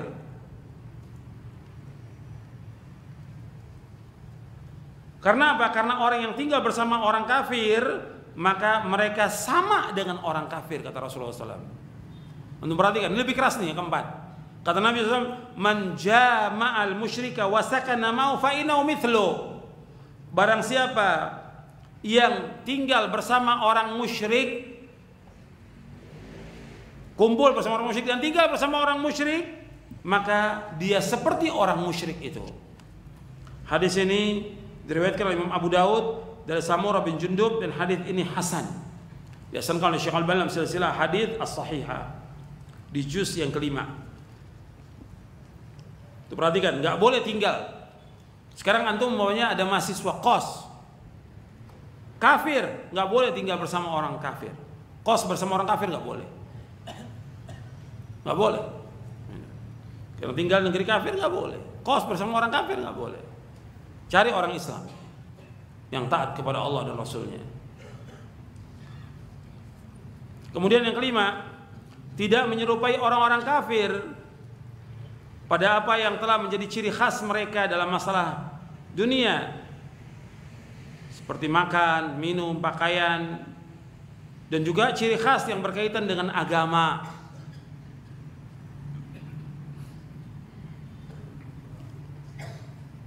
Ini banyak ini orang-orang yang kadang-kadang menyerupai orang-orang kafir. Ya.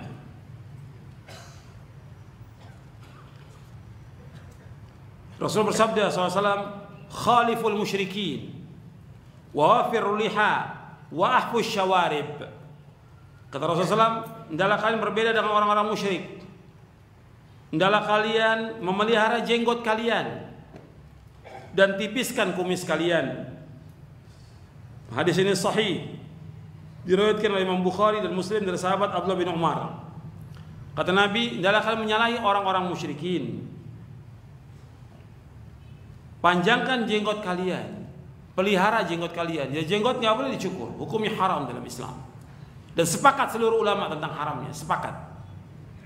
Wahfu syawarib, dan tipiskan kumis kalian. Kemudian Nabi juga bersabda SAW, man tashabbaha biqaumin fahuwa minhum. Barang siapa menyerupai satu kaum, maka ia termasuk golongan mereka. Di dalam agama Islam, laki-laki dilarang mencukur jenggot. Karena mencukur jenggot adalah perbuatan yang haram. Haram. Orang-orang kafir itu mereka umumnya mereka mencukur jenggot. Orang kafir.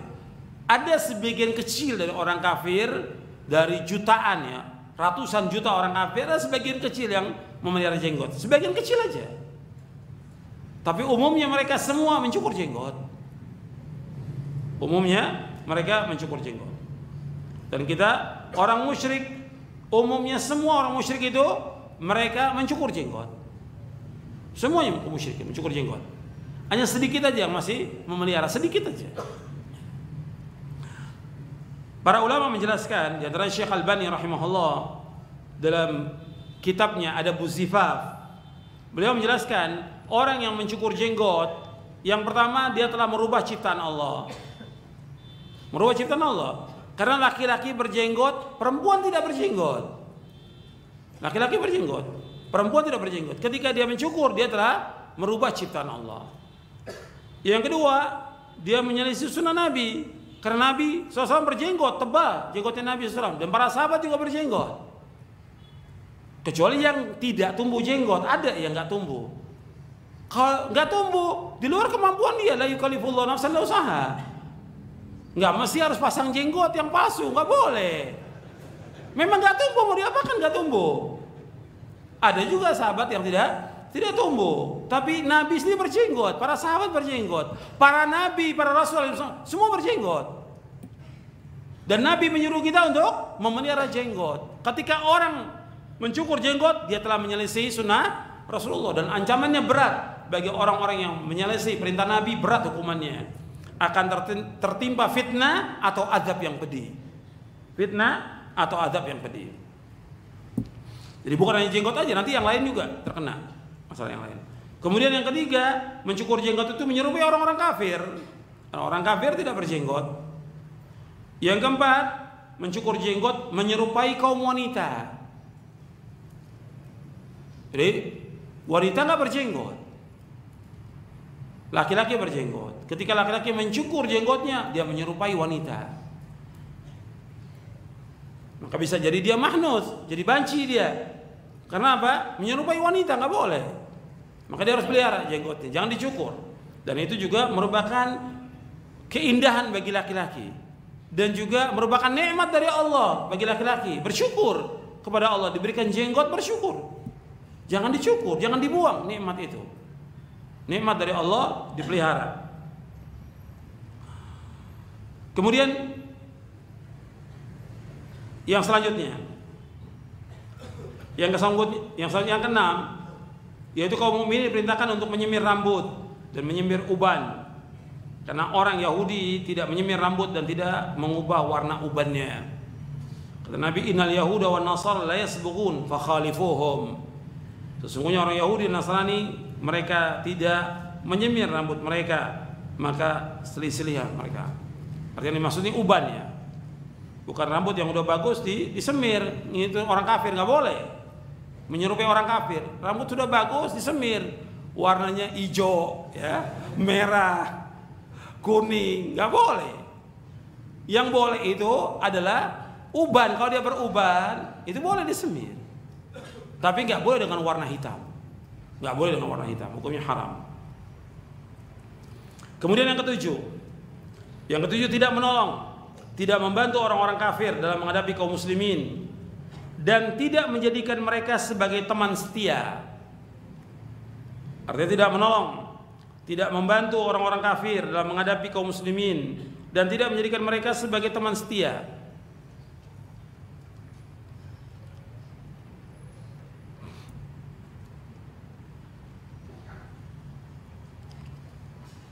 Untuk melihat ayatnya dalam surah Ali Imran ayat 118. Ali Imran ayat 118, Allah berfirman, ya ayyuhalladzina amanu la tattakhidhu bitanatan min dunikum la ya'lunukum khabala wadu ma'anittum qad batal baghdha'u min afwahihim ma tukhfi suduhum akbar qad bayyana lakumul ayati in kuntum ta'qilun. Wahai orang-orang yang beriman, janganlah kamu menjadikan teman orang-orang yang di luar kalangan kamu sebagai teman kepercayaan, karena mereka tidak henti-hentinya menyusahkan kamu. Mereka mengharapkan kehancuranmu. Sungguh telah nyata kebencian dari mulut mereka, dan apa yang tersembunyi dalam hati mereka lebih jahat lagi. Sungguh telah kami terangkan kepada kalian ayat kami jika kamu mengerti. Jadi nggak boleh jadikan teman setia orang-orang kafir, nggak boleh. Nggak boleh membantu mereka, nggak boleh menolong mereka, nggak boleh. Yang kedelapan, tidak terlibat dengan mereka dalam bentuk apapun pada hari raya dan kegembiraan mereka. Tidak terlibat dengan mereka dalam bentuk apapun pada hari raya dan juga kegembiraan mereka.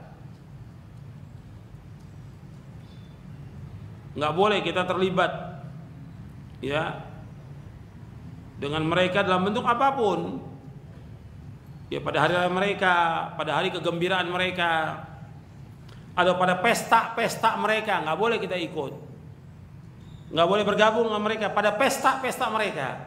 Dan pesta mereka banyak, ya, pesta mereka itu banyak, ya, pesta hari raya, ya, pesta demokrasi, pesta apa aja, pesta mereka banyak puluhan, nggak boleh ikut dalam pesta-pesta mereka. Dasarnya apa? Ayat Al-Quran. Allah berfirman dalam surah Al-Furqan ayat 72, walladzina la yashhaduna az-zura, dan orang-orang yang tidak menyaksikan az-zur, kesaksian palsu. Yang dimaksud dengan az-zur menurut Imam Mujahid, Rabi bin Anas dan yang lainnya, yang dimaksud dengan az-zur a'yadal musyrikin, yaitu hari rayanya orang-orang musyrik, nggak boleh kita ikut. Apakah perayaan Natal, Tahun Baru, atau apa saja, perayaan kaum musyrikin nggak boleh kita ikut, tidak boleh, tidak boleh terlibat di dalamnya, tidak boleh. Walladzina yashhaduna az-zura wa idza marru bil lagwi marru kirama, dan orang-orang yang tidak menyaksikan pesta kebohongan, perayaan kaum musyrikin, dan apabila mereka melalui orang-orang yang berbuat sia-sia, mereka lalui dengan cara orang-orang yang terhormat.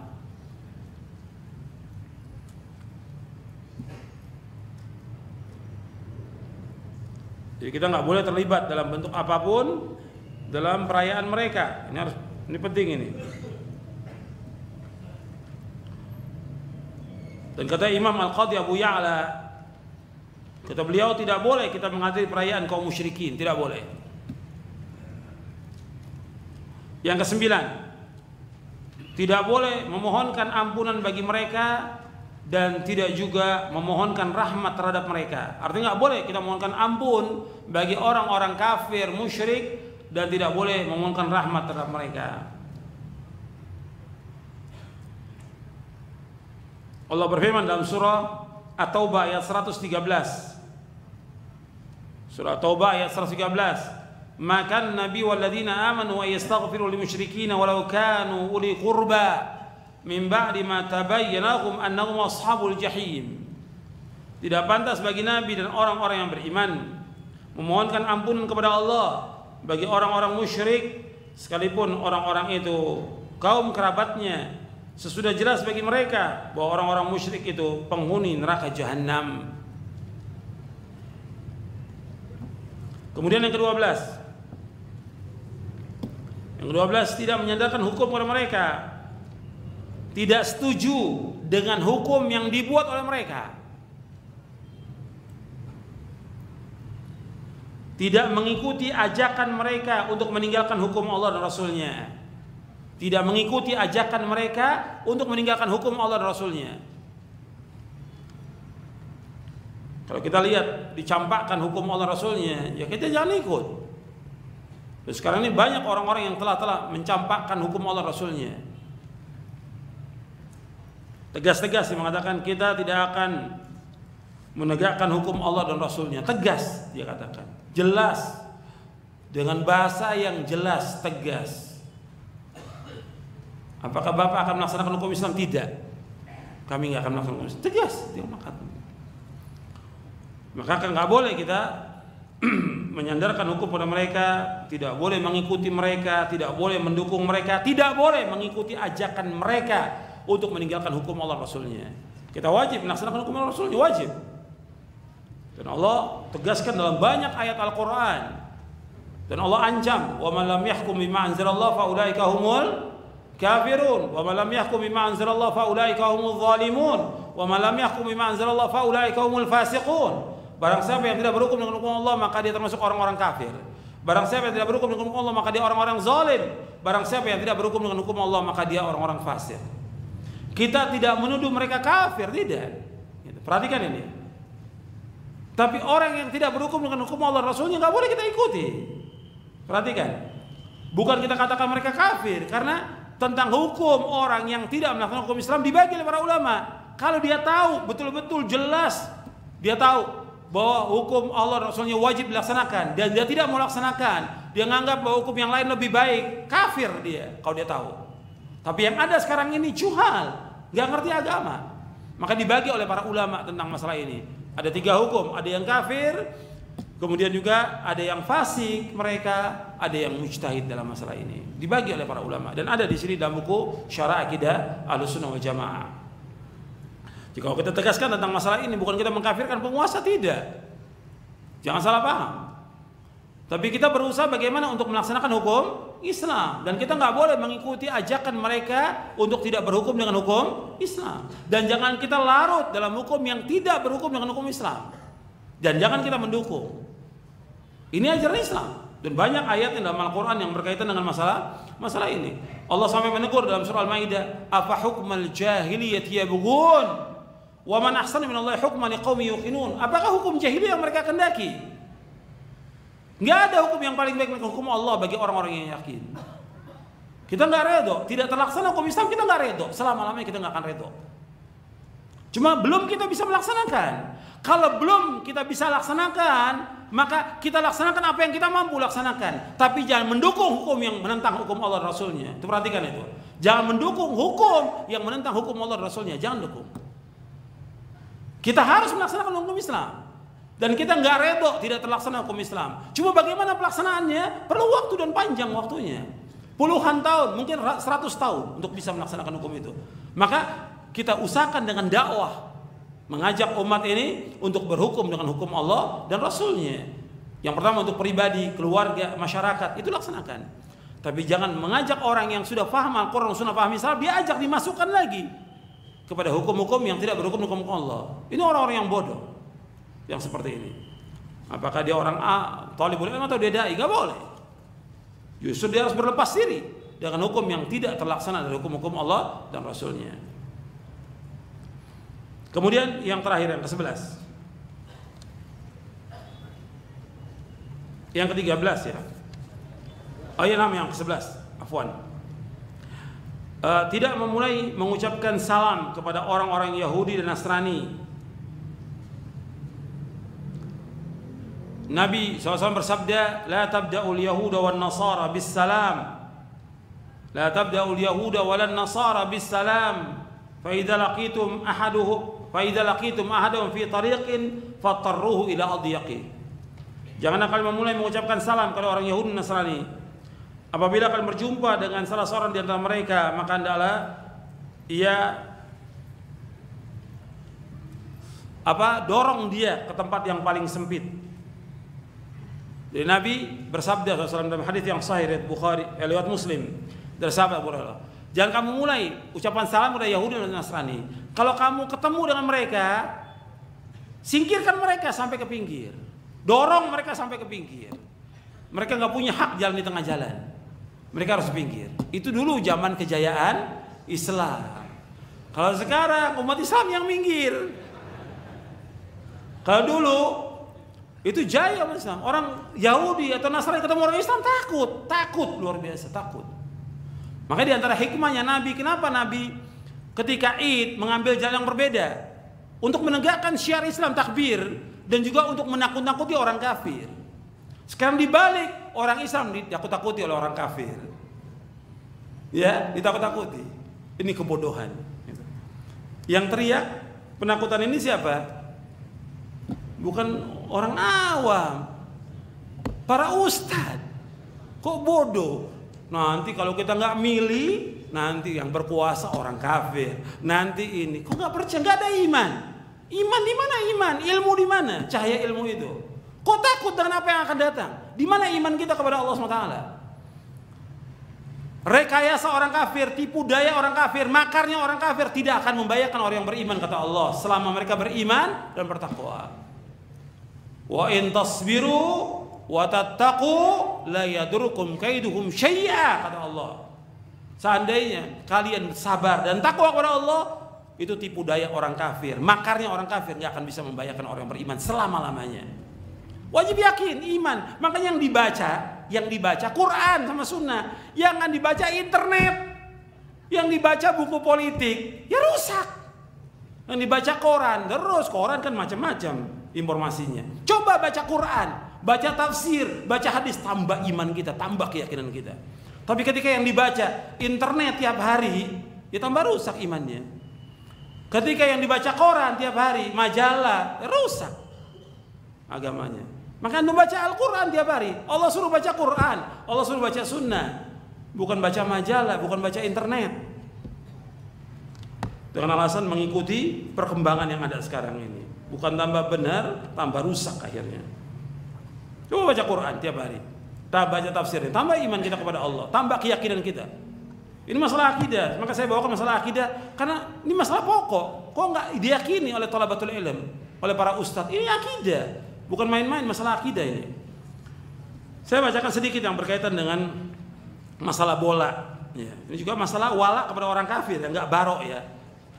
Jelas-jelas yang ngadakan orang kafir, terjadi perjudian, terjadi persaingan, terjadi tujuan untuk menjibukkan kaum muslimin dari ibadah mereka dan yang lainnya. Di antara mahadir kuratul qadam. Artinya pelanggaran-pelanggaran yang terjadi pada permainan sepak bola. Ini saya nggak baca semuanya, sebagian aja. Ini sebagian aja sudah sampai kurang lebih ada 25. Di antaranya dhaya'u mafhumil wala wal bara. Hilang akidah wala wal bara, hilang. Kalau antum orang muslim kok nonton yang main orang kafir yang benci kepada Allah dan Rasulnya, benci dia kepada Allah Rasulnya, kok ditonton, senang lagi, dipuji lagi. Ini gimana walaknya, baroknya gimana? Kafir jelas, menentang Allah dan Rasulnya. Kok kita puji, kok kita bela, kok disanjung. Di mana akidah al-wala barok? Sampai ditinggalkan sholat, ya, sampai ditinggalkan yang lain, sampai begadang dia malam, istrinya ditinggalkan oleh dia untuk bola. Ini bodoh. Ya. Kemudian yang kedua, di antara mahdzirnya, di antara mahadzir, al-mahdzur tsani, al-hubbu wal bughdu li ghairillah. Tadi sudah saya bawakan bahwa kita wajib cinta dan benci karena Allah. Sekarang cintanya dan benci bukan karena Allah, karena bola. Kalau umpamanya sampai di kantor, kamu senang sama mana? Sama sini. Ah, kamu teman saya. Iya enggak? Kalau benci sama yang lain mesti seperti itu. Ini di mana bencinya dan cintanya bukan karena Allah dia, tapi karena selain Allah, karena orang kafir, karena bola. Khawatirnya nanti di hari kiamat dikumpulkan bersama pemain bola itu yang kafir-kafir. Kan kata Nabi, almar'u ma'a man ahabba. Seseorang bersama orang yang dicintai. Kalau cintanya pada artis-artis yang kafir, ya dia akan dikumpulkan bersama mereka. Pemain bola, pemain apa saja dikumpulkan bersama mereka di hari kiamat nanti. Seorang itu dikumpulkan bersama orang yang dicintai. Kalau cintanya kepada Rasulullah, kepada para sahabat, akan dikumpulkan bersama mereka. Orang-orang mukmin yang taat, dia cinta kepada mereka. Kemudian yang ketiga, di antara larangan lagi, yaitu tasyabbuh bil kuffar. Dari permain bola ini tasyabbuh kita dengan orang-orang kafir. Karena yang mulai mengadakan permainan orang-orang kafir. Dan dibahas oleh para ulama. Kalau permainan nggak ada apa-apanya, sekedar main aja, sebagian ulama membolehkan. Tapi pun ada beberapa syaratnya yang ditentukan oleh para ulama. Cuma kita nggak bahas ini tentang masalah ini. Kemudian yang keempat, di antaranya menghidupkan dakwah jahiliyah. Ya. Dihidupkan ya slogan-slogan kafir itu yang diucapkan orang kafir diucapkan oleh orang muslim. Slogan mereka. Kemudian juga yang kelima, akan terjadi al-qital was-sibab. Akan terjadi peperangan, perkelahian, caci mencaci dan yang lainnya. Kemudian juga yang keenam, ar-rihan wal qimar, terjadinya perjudian, maisir. Dan ini udah bukti, waqi', nyata. Setiap permainan bola mesti ada perjudian. Semua nyata di Indonesia. Mesti judi. Perjudian. Dan kita mendukung perjudian. Ya. Nggak boleh kita mendukung perjudian. Nonton juga nggak dibenarkan. Kemudian yang ketujuh, yaitu terbukanya aurat. Karena auratnya laki-laki dari pusat sampai lutut.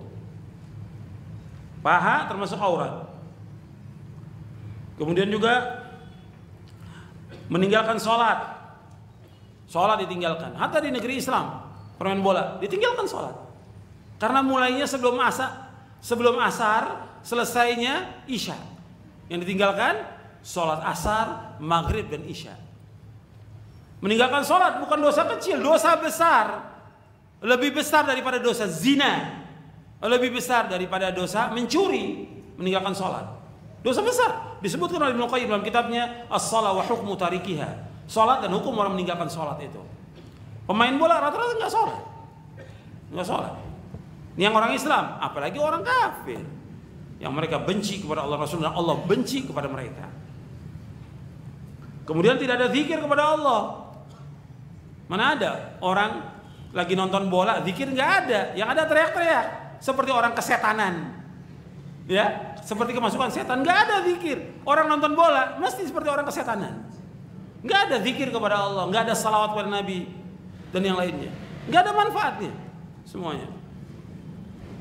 Kemudian juga diantaranya lagi yang ke-11, membuang-buang harta. Harta dibuang dengan itu. Kemudian membuang-buang waktu. Ini lebih bahaya lagi, waktu dibuang. Berapa jam dia nonton itu? Terbuang waktu. Belum lagi ditambah lagi dengan apa? Dengan adanya tarian, nyanyian, musik, lagu, bersiul, tepuk tangan, dan yang semua melanggar syariat ini. Semua melanggar syariat. Dan itu nggak lepas dari permainan bola. Mesti ada tepuk tangan, mesti ada siul, mesti ada teriak-teriakan, dan yang lainnya. Kemudian juga yang lainnya lagi, artinya saling mencela, saling melaknat,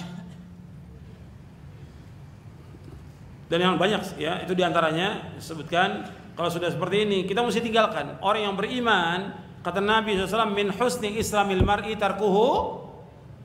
Saya ulangi lagi, min husni islamil mar'i tarkuhu ma la ya'ni. Kebaikan Islam seorang meninggalkan apa yang tidak bermanfaat. Yang enggak manfaat buat kita tinggalkan. Enggak ada manfaatnya. Jadi apa aja enggak manfaat, bentuknya apa saja tinggalkan semuanya. Kita di bulan Ramadan sibukkan kita dengan ibadah kepada Allah. Mengerjakan sholat tarawih, mengerjakan puasa, baca Al-Quran. Antum hatamkan Quran. Coba antum punya target puasa ini hatam Quran 1 kali, kalau bisa 2 kali, kalau bisa 3 kali, kalau bisa 5 kali hatam. Sebagaimana ulama salaf itu menghatamkan Al-Quran. Di antara mereka ada yang 7 kali, di antara mereka ada yang 10 kali menghatamkan. Berarti setiap 3 malam hatam mereka. Coba antum usahakan. Waktu itu berharga dan Allah akan tanya tentang waktu kita. Manfaatkan waktu untuk baca Al-Quran setiap hari. Baca buku yang bermanfaat. Buku yang bermanfaat antum baca. Berapa kitab antum yang sudah baca? Berapa buku-buku Ahlussunnah yang antum sudah baca? Coba antum. Ini Ramadan kesempatan. Kemudian sibukkan diri dengan berbuat kebajikan-kebajikan yang banyak, sebanyak-banyaknya. Ini Ramadan, pintu kebaikan dibuka oleh Allah. Pintu sorga dibuka oleh Allah. Pintu langit dibuka oleh Allah. Ditutup pintu neraka oleh Allah.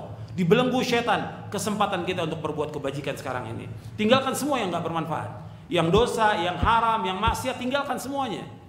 Kita bertaubat kepada Allah dengan taubatan nasuha. Ya, sampai di sini kajian kita. Wassalamualaikum warahmatullahi wabarakatuh.